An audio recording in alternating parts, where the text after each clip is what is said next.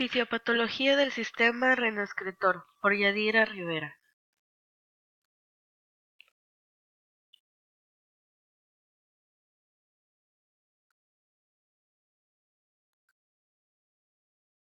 Define lo que es un cálculo y define qué es la nefrolitiasis.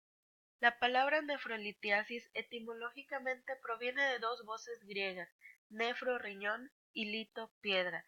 Dicho término se refiere a la presencia de piedras o cálculos en el riñón, cuya sinonimia es urolitiasis o litiasis renal, y es definida como la concreción anormal de sustancias insolubles en el seno mismo del riñón, con una composición y etiología variables.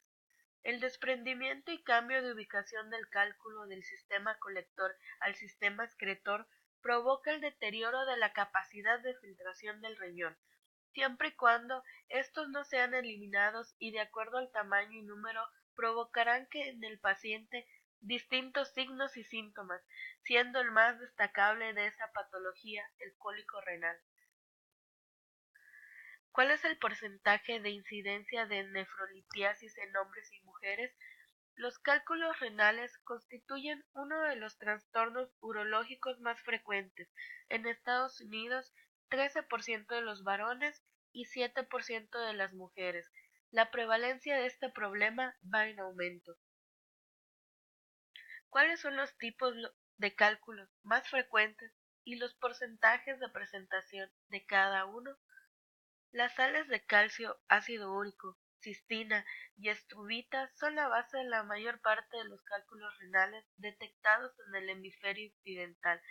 Los cálculos de oxalato de calcio y los de fosfato de calcio constituyen 75-85% del total, y ambos compuestos pueden ser mezclados en el mismo cálculo.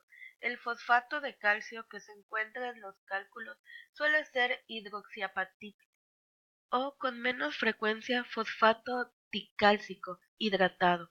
No obstante, la incidencia de cálculos de este último va en aumento. Los cálculos de ácido úrico constituyen entre 5 y 10% de los cálculos renales y también son más frecuentes en varones. 5% de ellos es de estrubita. En tanto, los cálculos de cistina son inusuales y generan 1% de los casos en la mayor parte de las series de nefrolitiasis.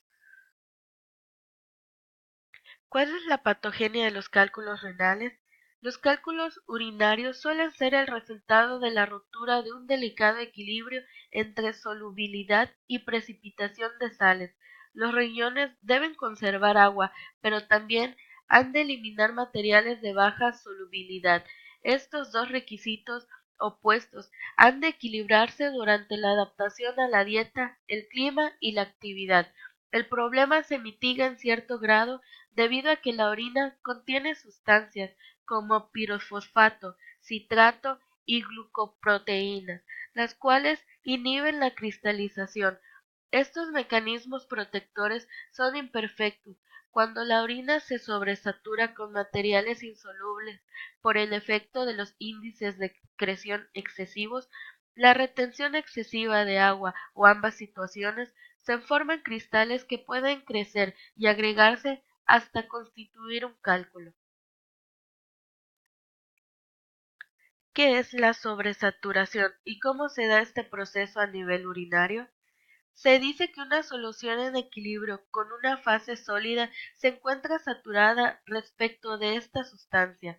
Si la concentración de una sustancia en solución supera el punto de saturación, se dice que la solución se encuentra sobresaturada y puede favorecer el crecimiento de los cristales existentes, y de ser excesiva la sobresaturación, quizás inicie la formación de cristales nuevos de manera espontánea. La sobresaturación intensa es frecuente en la formación de cálculos. El calcio, el oxalato y el fosfato forman muchos complejos solubles entre sí y con otras sustancias en la orina como citrato. Como consecuencia, sus actividades iónicas libres están por debajo de sus concentraciones químicas.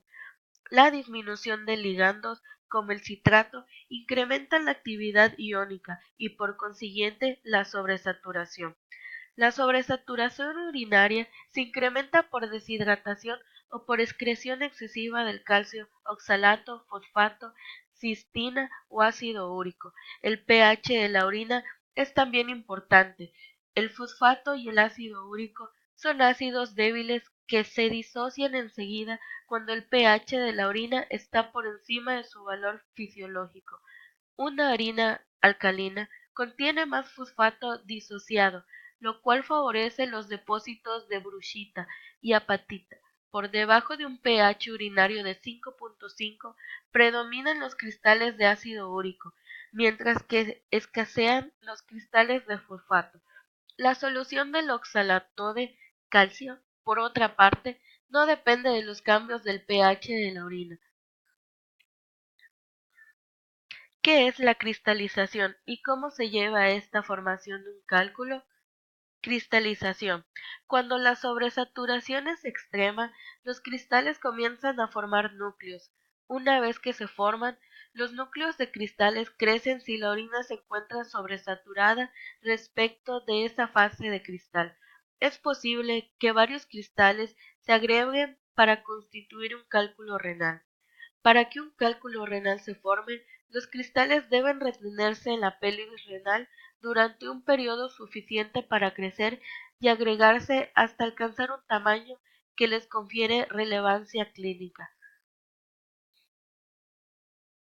¿Cómo se da el proceso de formación de los cálculos de oxalato de calcio, que son los más comunes en la nefrolitiasis? Estudios recientes demuestran que los cálculos renales comunes de oxalato de calcio se generan a manera de sobrecrecimientos adosados a las placas de apatita ubicadas en las papilas renales. Estas placas, que se denominan placas de Randall, proveen una superficie excelente para la formación de núcleos heterogéneos de sales de oxalato de calcio. Las placas de Randall tienen origen en la región profunda de la médula, en la membrana basal de la porción delgada del asa de Henle y se extiende por el intersticio hasta la membrana basal del urotelio papilar. Si este último se daña, la placa queda expuesta a la orina y se forman sobre ella cristales de oxalato de calcio, hasta que se acumula una masa suficiente para constituir un cálculo.